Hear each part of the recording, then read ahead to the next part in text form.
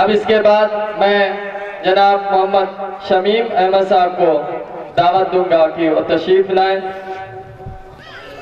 اور تاثرات پیش کریں۔ ان کے لیے 5 منٹ کا وقت ہے، امید ہے کہ اپنے وقت کے اندر بات کو ختم کریں۔ السلام علیکم۔ بسم اللہ الرحمن الرحیم، الحمدللہ رب العالمین۔ ابھی مولانا نے بہت سارے پہلو پر روشنی ڈالی ہے۔ میں صرف اتنا کہنا چاہتا ہوں کہ میں مقرر نہیں ہوں، کوئی تقریر کرنے والا نہیں ہوں، صرف مجھے جو چیزیں نظر آ رہی ہیں ان پہ تھوڑا سا روشنی ڈالنا چاہیے۔ مقصد یہ ہے کہ ہم جو بچوں کو تعلیم کے لیے جیسے داخلہ کروا دیتے ہیں، داخلہ کروانے کے بعد ہمارا پھر ایسا لگتا ہے کہ اب ہمارا سارا معاملہ ختم ہو گیا۔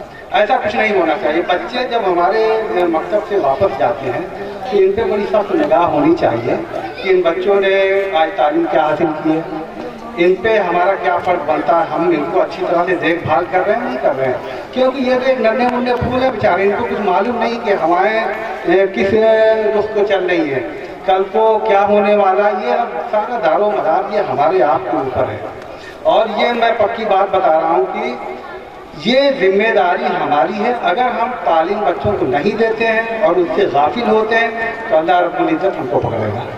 اس کا سوال جواب ہم کو دینا ہے۔ اور یہ سن لیجئے، بغیر تعلیم کے دنیا، بغیر مذہبی، بغیر اسلامی تعلیم کے دنیا کی کوئی تعلیم مکمل نہیں ہوگی۔ بڑی خوبصورت دنیا اللہ رب العزت نے بنائی ہے، بہت ہی کیا کہتا صاحب، مگر بغیر تعلیم کے آپ دنیا کی زندگی گزار نہیں سکتے ہیں۔ یہ طے ہے اس نے کتنے نباتات اس زمین کے اندر دفن کر رکھے ہیں، کتنے ذخائر سمندروں میں ڈھکیل رکھے ہیں، کتنے پرندوں کو آسمانوں پر مسخر کر رکھا ہے۔ وہ صرف اس لیے نہیں، وہ تو کہتا ہے کہ ٹھیک ہے یہ دیکھو اور مجھے احساس کرو کہ میں موجود ہوں، ایک سپر پاور دنیا کے چلانے والی موجود ہے، تمہارا اللہ موجود ہے، جو اس بات کے لیے بالکل پختہ یقین کرو۔ تم مجھے دیکھو، آسمان پر پرندوں کو دیکھ لو، زمین میں چوپایوں کو دیکھو، سمندر کے اندر وہ زیورات، وہ گہنے جو تمہاری عورتوں اور تمہارے لیے خوبصورتی کا باعث بنتے ہیں، ان کو دیکھو۔ مگر سوال یہ، ان نباتات کو دیکھو، کوئلے ہیں، سونا ہے، چاندی ہے۔ میں دیکھیں، دنیا اسلام نے کسی بھی تعلیم کے لیے کبھی پابندی نہیں عائد کی، یاد رکھیے گا۔ اس نے ہمیشہ یہ کہا ہے کہ تم ٹھیک ہے سب سے پہلے اسلام کو زندہ کرو، اور دنیا میں تمہیں حکومت کرنے کے لیے بھی ہم نے بھیجا ہے۔ یہاں بہت سارے حضرات موجود ہیں، اچھی طرح سے واقف ہو کے کہ اسلام نے بہت کم جنگیں ہاری ہیں۔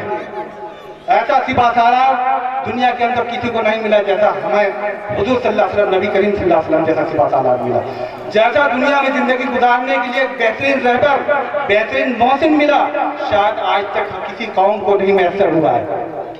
تو میرا مقصد صرف یہ ہے کہ جب تک ہم دینی تعلیم کے ساتھ دنیاوی تعلیم حاصل نہیں کریں گے، ہم دنیا میں زیرو رہ جائیں گے، نہ ہی ہم ہوائی جہاز اڑا پائیں گے، نہ ہی ہم جنگیں لڑ پائیں گے، نہ زمین سے ہم نباتات کو نکال پائیں گے۔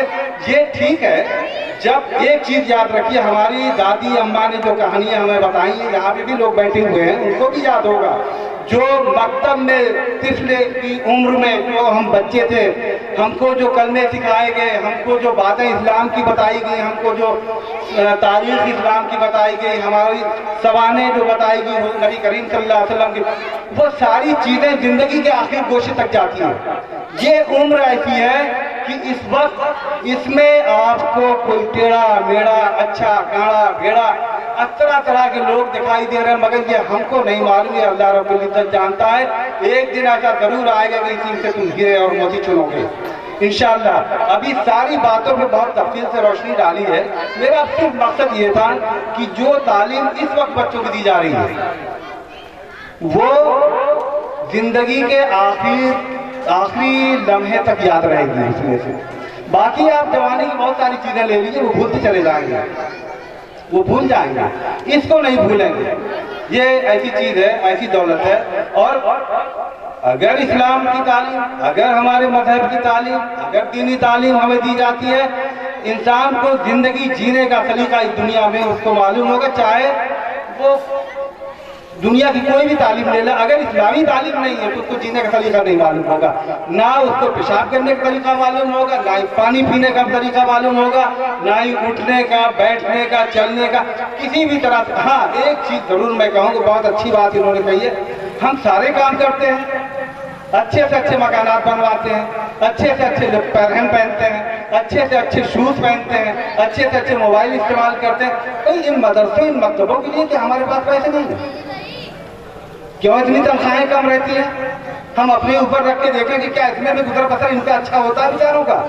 ये वो लोग हैं जो इस्लाम को जिंदा रखने वाले लोग हैं। हमारी कुछ जिम्मेदारियां हैं, ठीक है, हमारे असातिज़ा की भी जिम्मेदारी होती है, मगर बहुत अच्छी मिसाल दी, थोड़ा सा वो एक मज़ाहिया टाइप की थी कि भाई उन्होंने सजदा सौ कर लिया, तो बात तो सही है कि अच्छा पैसा दीजिए, अच्छी तालीम लीजिए, अच्छे मुदर्रिस होंगे, अच्छा कमांडर होगा तो अच्छी फौजें लड़ेंगे, फिर वो पीछे नहीं हटेंगे इंशाल्लाह। और हमारे ज़हन से हमेशा याद रखिएगा, हवाएं बहुत गर्म हैं, उससे हमें कोई मतलब नहीं है। ये अल्लाह रब्बुल इज्जत ने निज़ाम बनाया है, दुनिया में हमेशा बबलिंग होती रहेगी, नशे व फराड का ये माहौल हमेशा रहा है।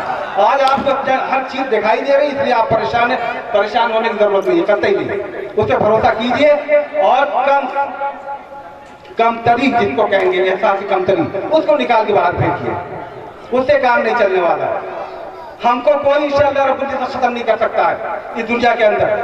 हम इस जमीन से पैदा हुए हैं, हम यहाँ पे 5 वक्त अपनी पेशानी की जमीन पे रखते हैं, हमारे बाबा और अजदाद इस जमीन पे रहे, हम भी इसी जमीन में दफन हो गए। इस मुल्क में हम अपना नाम रोशन करेंगे और इस्लाम को जिंदा करेंगे। दुनिया की कोई हस्ती उस वक्त तक हमें ठेस नहीं पहुंचाएगी जब तक हम अपनी रस्सी को मजबूती के साथ पकड़े रखेंगे। इसलिए मैं आपसे बस इस्तेमाल करता हूँ, गुजारिश करता हूँ कि हमारा स्टेटस बढ़ना चाहिए। किस चीज़ का? असातिज़ा का। इनकी तालीम के लिए, जो हमारे बच्चों की तालीम के लिए जो हमारे असातिज़ा हैं, जो मुदर्रिस हैं, इनका अच्छा सिलेक्शन होना चाहिए। साथ में मैं ये नहीं कर रहा हूँ, ये बुरे नहीं है, बेचारे बहुत अच्छे लोग हैं, और अभी मैंने देखा बहुत अच्छी अच्छी चीज़ें मुझे इसमें दिखाई दी। मेरा मतलब है कि अच्छा, जब इनको तनख्वाह अच्छी मिलेगी, इनके हालात अच्छे होंगे, इनके अज़हान सही रहेंगे, तो इनका ध्यान कहीं जाके किसी सेंटर पे मरकूज होगा। क्या होगा कि हम फ्री, हमारा सिर्फ ये शुगल है कि हम बच्चों को तालीम दें, लिहाजा उस तरफ जब अच्छी तालीम दी जाएगी तो अच्छे नताइज उसके सामने आएंगे। मैं अल्लाह से दुआ करता हूँ, अगर कोई मेरी तरफ से गुस्ताखी हो तो उसके लिए माफ़ी चाहता हूँ। अस्सलाम वालेकुम।